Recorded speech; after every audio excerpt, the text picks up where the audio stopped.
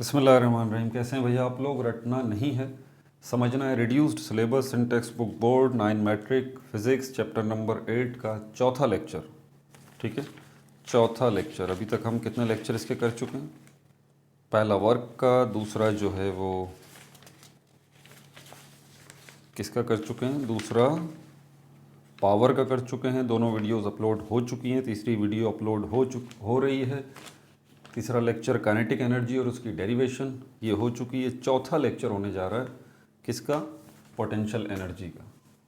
ठीक है, copy pencil ले लीजिए, लेक्चर को नोट करना है और मुस्कुराते रहना है, टेंशन नहीं लेनी। ठीक है, 50% मार्क्स हैं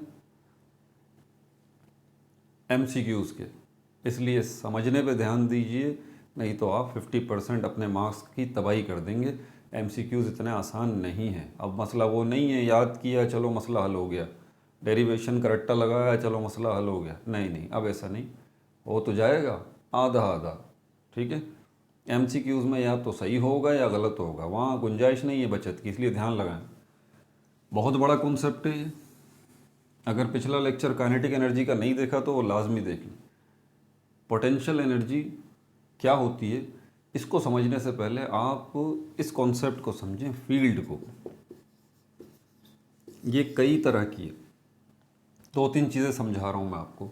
इससे पहले भी मैंने इसको फील्ड को एक्सप्लेन किया है कि इसके अंदर वो देखें आप, वीडियो बड़ी ज़बरदस्त है, वो आपको पसंद आएगी। जिसमें ब्रांचेस ऑफ फिज़िक्स हमने इलेक्ट्रिसिटी वाली ब्रांच जो है उसमें हमने इलेक्ट्रिक चार्ज, इलेक्ट्रिसिटी उसको डिस्कस किया है। उसमें इसका बड़ा गहरा ताल्लुक है। फील्ड के लफ्ज़ी मायने होते हैं मैदान के, या फिर आप इसको कह लीजिए ग्राउंड। अच्छा, इस वीडियो में क्या करेंगे मैं शुरू में बता देता हूँ आपको। इसमें ऑब्वियस सी बात है, फाइनली आपके पास जो है वो पोटेंशियल एनर्जी का एक फार्मूला आएगा। ठीक है, लेकिन काइनेटिक एनर्जी की तरह पोटेंशियल एनर्जी थोड़ा सा डिफरेंट है। बताऊँगा पोटेंशियल एनर्जी क्या होती है, ज़रा इसको समझें पहले फील्ड को। ठीक है, तो फील्ड क्या होती है? फील्ड के लफ्ज़ी मायने होते हैं मैदान के या ग्राउंड के। जैसे फील्ड किसकी होती है? फील्डिंग कर रहे हैं क्रिकेट में, देखें वहाँ पर क्या होता है, ग्राउंड है, वहाँ पर वो फील्डर खड़े हुए हैं, फील्डिंग कर रहे हैं, फील्ड में मौजूद हैं। इसी से वर्ड एक और बनता है, बैटल फील्ड, मैदान जंग, ये भी बनता है। तो लफ्ज़ी मायने इसके ये हैं। साइंस की दुनिया में फील्ड जो है ये मुख्तलिफ़ किस्मों की होती है। तीन मिसालें मैं आपको दे रहा हूँ। एक हमारे पास है अर्थ, हमारी अर्थ। दूसरी मिसाल हमारे पास मैग्नेट, और तीसरी मिसाल हमारे पास है चार्ज्ड पार्टिकल्स की। ध्यान लगाइएगा, बड़ा ही अहम लेक्चर है ये। अर्थ की भी फील्ड है, अर्थ की भी फील्ड है। अर्थ की जो फील्ड है वो कहलाएगी gravitational field, gravitational field. Magnet की जो फील्ड है वो कहलाएगी मैग्नेटिक फील्ड, और चार्ज पार्टिकल्स की जो फील्ड है वो कहलाएगी इलेक्ट्रिक फील्ड। देखें, फील्ड का वर्ड सबके साथ आ रहा है, नोट करते हैं साथ। मैंने कहा बहुत बहुत बहुत अहम तरीन लेक्चर इस वक्त है, उठिएगा नहीं, भले वीडियो कितनी बड़ी बन गई हो, मुझे तो अंदाज़ा नहीं कितनी बड़ी बनेगी। बहरहाल, तो अर्थ की जो फील्ड है वो ग्रेविटेशनल फील्ड कहलाती है, मैग्नेट की जो फील्ड है वो मैग्नेटिक फील्ड कहलाती है, चार्ज पार्टिकल्स जो हैं उनकी जो फील्ड है वो इलेक्ट्रिक फील्ड कहलाती है। ठीक हो गया सर, ये समझ गए। ये हमारी अर्थ आ गई, ठीक है, ये मैग्नेट आ गया, और ये चार्ज पार्टिकल आ गए। इसको मैं कह रहा हूँ प्लस या माइनस। अर्थ से तो आप वाकिफ़ ही हैं, जिस पे हम इस वक्त मौजूद हैं, आप मौजूद हैं, हम सब सुन रहे हैं। मैग्नेट से भी आप वाकिफ़ हैं, क्योंकि आप अर्थ को भी देख सकते हैं, आप मैग्नेट को भी देख सकते हैं। ठीक है, ये चार्ज पार्टिकल्स जो हैं आप इनको देख नहीं सकते। ठीक है, इसमें हमारे पास मिसाल इलेक्ट्रॉन की है, जिसके ऊपर नेगेटिव माइनस का साइन होता है, यह यहाँ पर, और प्रोटॉन की। फ़िलहाल और भी हैं चार्ज पार्टिकल्स, लेकिन अभी इन्हीं को हम डिस्कस करेंगे। ये प्रोटॉन और इलेक्ट्रॉन कहाँ पर होते हैं? ये एटम में होते हैं, एटम में होते हैं। अच्छा, सिर्फ यही चार्ज पार्टिकल नहीं है, ये सिर्फ एग्जाम्पल के तौर पे ये दो ही लिए मैंने, प्रोटॉन और इलेक्ट्रॉन। ठीक है, फील्ड किसी की भी हो, चाहे चार्ज पार्टिकल की फील्ड हो, इलेक्ट्रिक फील्ड या अर्थ की फील्ड हो, ग्रेविटेशनल फील्ड या मैग्नेट की फील्ड हो, मैग्नेटिक फील्ड, ये फील्ड्स करती क्या हैं, इनका काम क्या है। पहले तो ये देखें कि ये है क्या, ये तो मैंने बता दिया आपको। ग्राउंड कह लें या फिर आप स्पेस कह लें इसको, या रीजन कह लें आप इसको, इलाका। ठीक है, ये जो इलाका है या ये स्पेस है या ये रीजन है जिसको हम फील्ड कह रहे हैं, ये क्या होता है। हमारी अर्थ का गिर्द जो स्पेस है ये कहलाता है स्पेस ग्रेविटेशनल फील्ड। मैग्नेट के इर्द गिर्द जो स्पेस है वो कहलाता है मैग्नेटिक फील्ड। और चार्ज पार्टिकल, प्रोटॉन, ये जो मैंने बनाया प्रोटॉन, इसके गिर्द ये बना दिया मैंने। ठीक है, ये जो स्पेस है इसके इर्द गिर्द का, और ये इलेक्ट्रॉन के गिर्द जो माइनस के साइन से इलेक्ट्रॉन को रिप्रेजेंट कर रहा हूँ, इसके गिर्द जो ये स्पेस है, ये स्पेस इर्द गिर्द, ये कहलाएगा इलेक्ट्रिक फील्ड। इन फील्ड्स का काम क्या है, अब आपको पता तो चल गया कि फील्ड है क्या। इनका काम क्या है, इनका है फोर्स जनरेट करना। क्या काम है इनका, टू जनरेट फोर्स, फोर्स को जनरेट करना। जनरेट मतलब पैदा करना। कौन सी फोर्स, फोर्स की बहुत सारी किस्में हैं, लेकिन दो बुनियादी तौर पर किस्में फोर्स की कौन कौन सी, स्पेस बना लूँ पहले, मैं जगह बना लूँ फिर आता। ठीक है भाई, आपको फील्ड का भी पता चल गया, इलेक्ट्रिक फील्ड, ग्रेविटेशनल फील्ड और मैग्नेटिक फील्ड, इसका भी पता चल गया। अब आप इसका काम जानना चाह रहे हैं कि ये करती क्या है फील्ड्स, ये क्या करती हैं, इनका काम है ये फोर्स जनरेट करती हैं। क्या करती हैं फील्ड्स जो हैं, ये क्या करती हैं, ये जनरेट करती हैं, पैदा करती हैं फोर्स। फोर्स जो है हमारे पास बुनियादी तौर पर दो किस्मों की है। एक जो है वो act without, act with contact, without कर लें, विदाउट कॉन्टैक्ट या टच। दूसरी जो है वो फोर्स एक्ट करती है विद कॉन्टैक्ट या टच। फोर्स के बगैर जो है वो हरकत नहीं हो सकती, मोशन नहीं हो सकता। ठीक है, हरकत या मोशन जो है वो फोर्स के बगैर नहीं हो सकता। अब मैं जो यहाँ से वहाँ आ रहा हूँ ये भी हरकत है, ये मार्कर जो है हरकत कर रहा है ये भी हरकत है। तो ये मार्कर जो यहाँ से यहाँ जा रहा है तो ये हरकत है, ये मोशन है। अब आप फ़ौरन सोचेंगे कि अगर ये हरकत है तो इसके पीछे फोर्स है। किसकी फोर्स है, क्या इस मार्कर की अपनी फोर्स है? नहीं, मेरी फोर्स है, मेरे हाथ की फोर्स है। मेरे हाथ की फोर्स जो है वो लग रही है इस मार्कर के ऊपर, इसीलिए मार्कर यहाँ से वहाँ इन मोशन है या हरकत में है। ठीक हो गई ये बात। लेकिन गौरतलब बात यह कि अगर मैं इस मार्कर को हरकत देना चाहता हूँ तो मुझे इस मार्कर को पकड़ना है, इन कांटेक्ट आना पड़ेगा।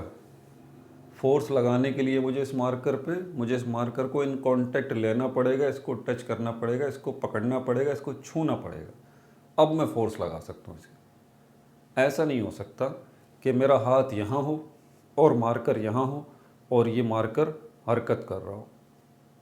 मेरा हाथ इससे इन कांटेक्ट आया ही नहीं, टच में आया ही नहीं, पकड़ा ही नहीं। अगर मैं ऐसा करने लग जाऊं तो आप मुझे मैजिशियन कहेंगे, जादूगर कहेंगे कि हाथ तो यहीं है और मार्कर हरकत कर रहा है।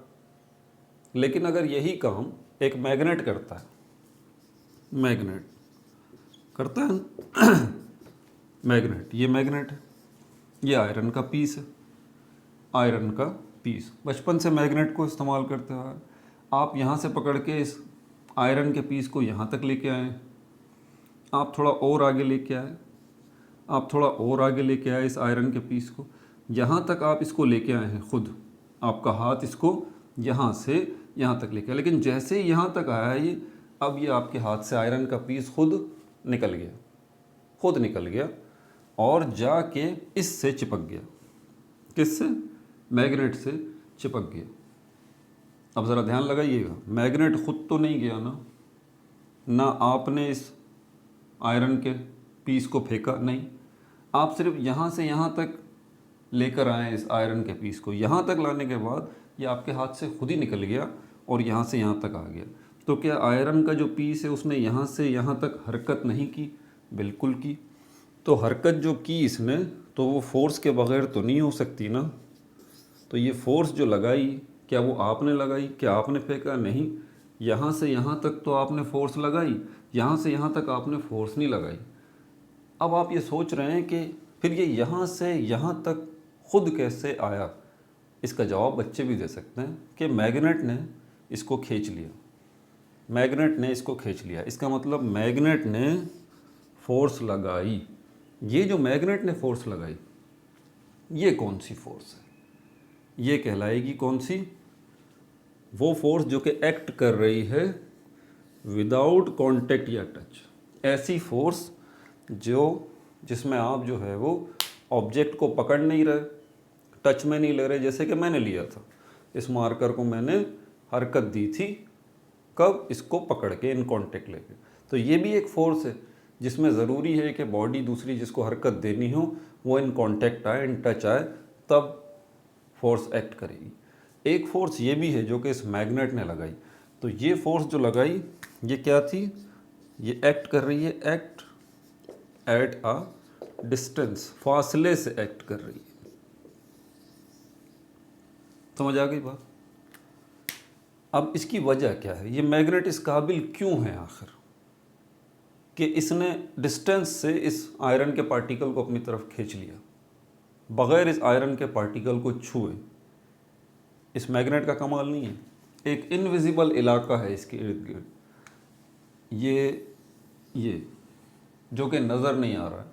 आखिर यहाँ से क्यों नहीं आपके हाथ से आयरन का पीस निकला?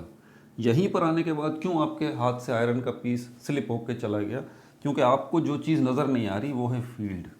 ये फील्ड इस मैग्नेट के इर्द गिर्द इनविजिबल, ना नज़र आने वाला स्पेस, इलाका, रीजन या फील्ड, और यही आयरन, इस मैग्नेट का काम है कि वो ये फील्ड को प्रोड्यूस कर रहा है।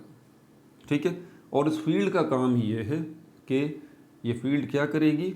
जनरेट करेगी फोर्स को, और वो फोर्स जो है इसको पकड़ के आयरन के पीस को इससे चिपका देगी। यही काम एग्जैक्टली हमारी अर्थ भी करती है।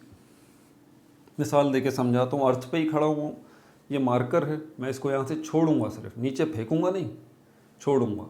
तो जब मैं इसको छोड़ूंगा तो ये नीचे आ गया।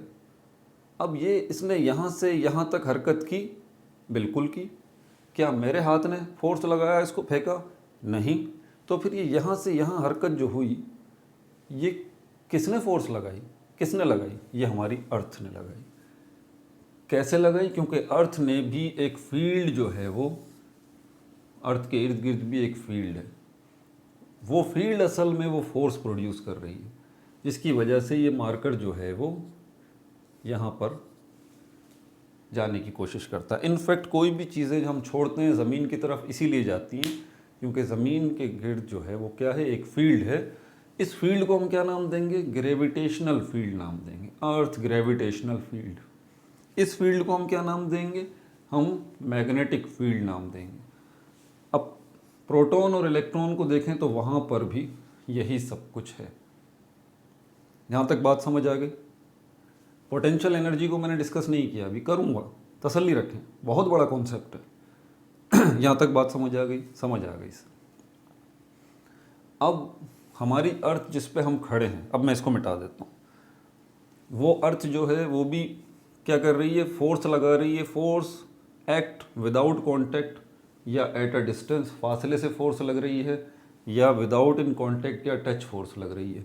अर्थ की भी, मैग्नेट की भी, चार्ज पार्टिकल्स की भी। इसको मिटा दो।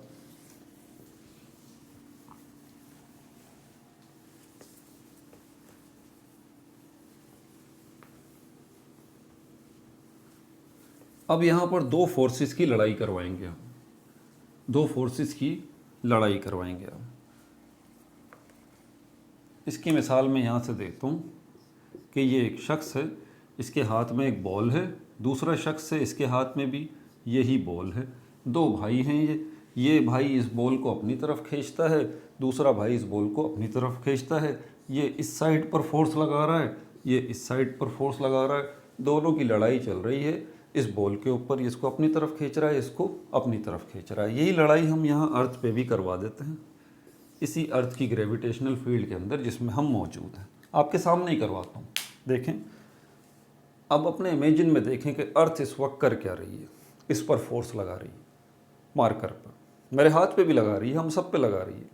और जो फोर्स लगा रही है हमारी अर्थ, वो क्या कर रही है, वो इस मार्कर को, मेरे हाथ को भी, मुझे भी नीचे खींचना चाह रही है, डाउनवर्ड।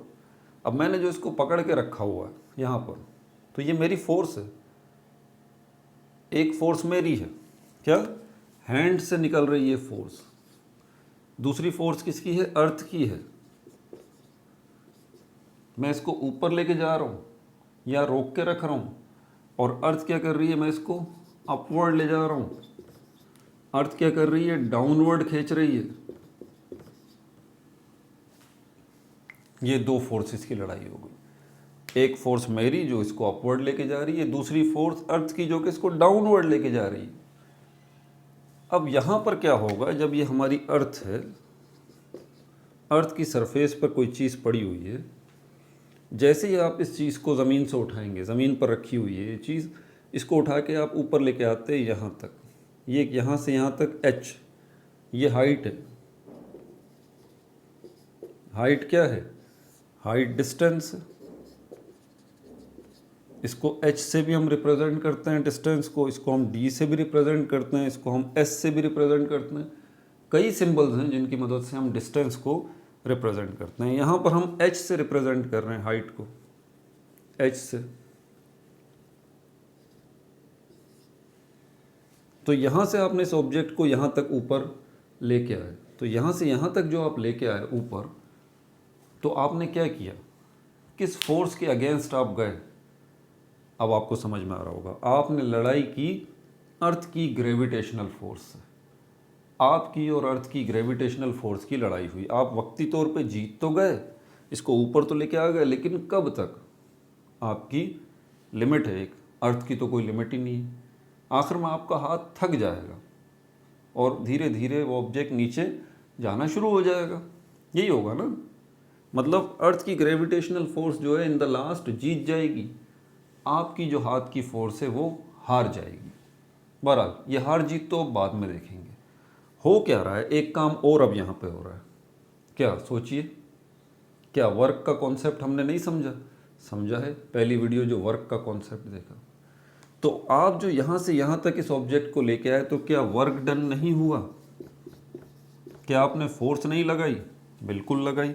फोर्स से डिस्प्लेसमेंट कवर नहीं हुआ, बिल्कुल कवर हुआ। तो ये क्या बन गया, फोर्स मल्टीप्लाई बाय डिस्टेंस है। वर्क डन को क्या नाम देंगे, W is equal to FD, ये नाम देंगे। तो यहाँ से यहाँ तक जो है वर्क डन भी हुआ। वर्क याद आया, काइनेटिक एनर्जी वीडियो देख ली ना, चौथी वीडियो जा रही है, चौथा लेक्चर है। एनर्जी क्लियर हो गया कि एनर्जी असल में वर्क का ही, वर्क डन का ही दूसरा नाम है, दोनों के सेम यूनिट्स हैं। तो आपने जो वर्क डन यहाँ से यहाँ किया, इसी W को मैं एनर्जी भी तो लिख सकता हूँ। एक ही चीज़ है ना, वर्क या एनर्जी एक ही चीज़ है, तो मैं W की जगह पर एनर्जी लिख सकता हूँ। लिख सकते हैं सर, एनर्जी बराबर है FD। अब ये जो वर्क डन हुआ है यहाँ से यहाँ तक, ये ज़रा गौर तलब है।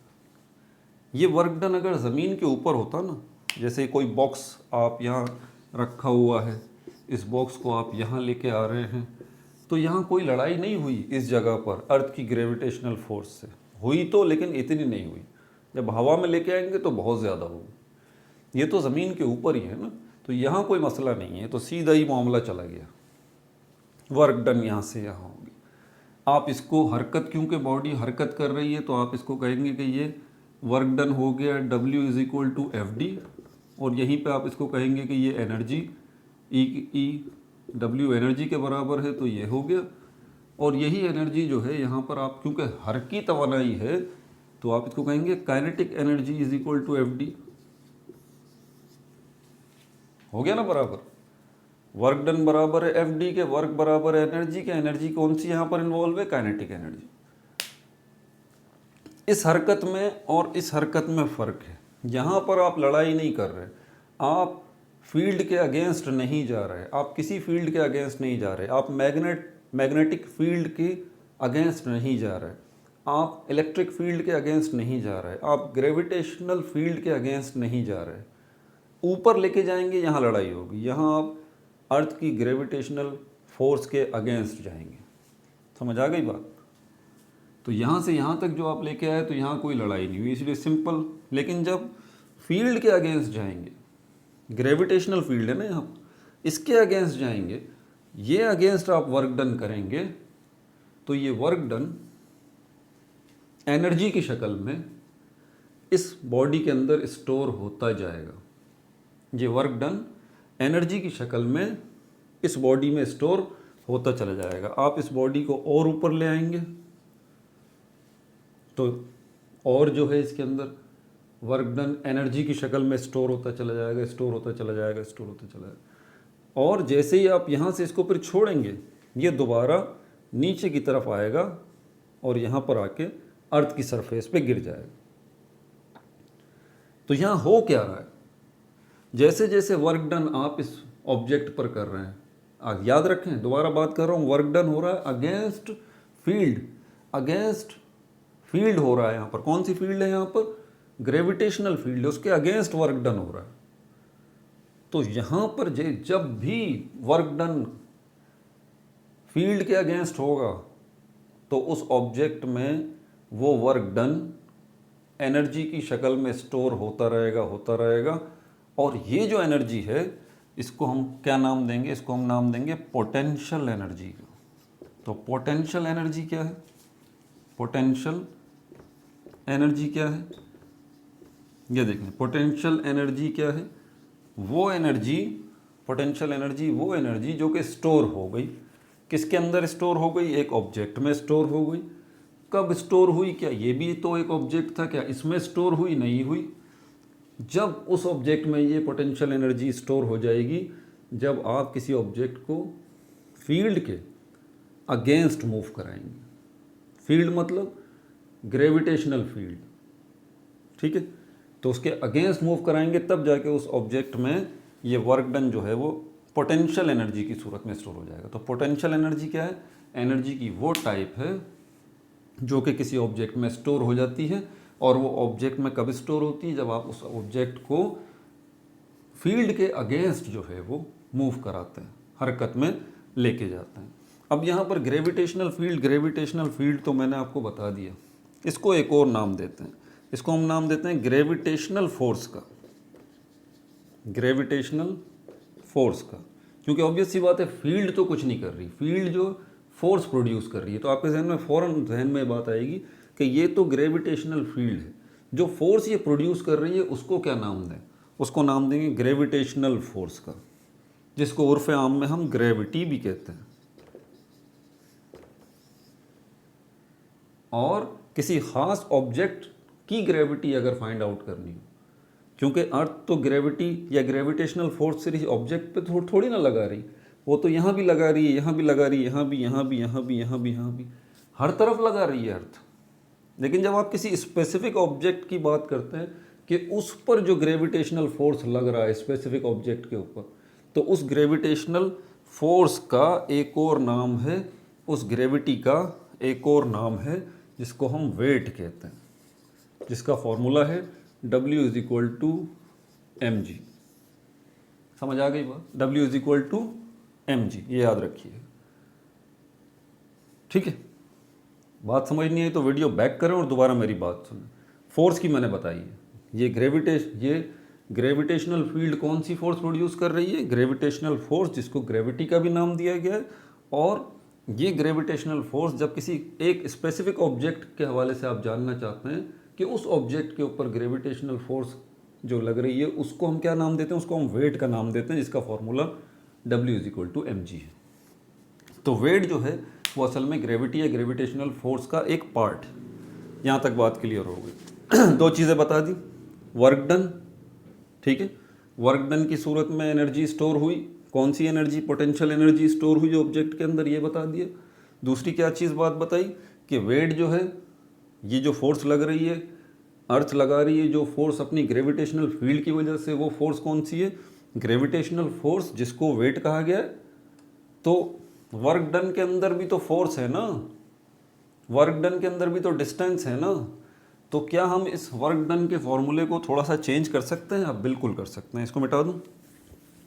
क्या अब हम वर्क डन के फॉर्मूले को चेंज कर सकते हैं? बिल्कुल कर सकते हैं। कैसे, मैं अभी आपको दिखाता हूँ। अब सारी चीज़ें आपको क्लियर हो गई।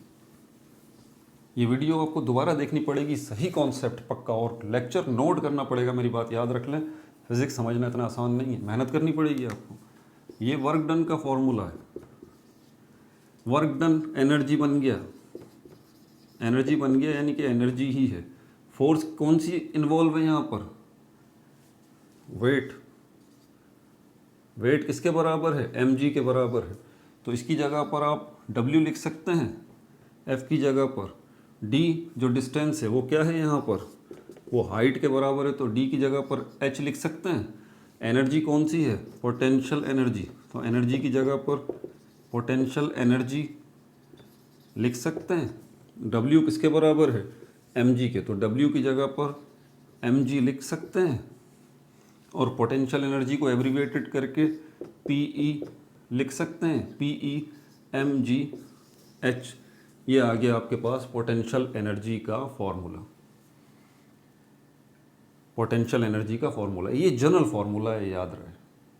मैं आपको पहले ही बता चुका हूँ कि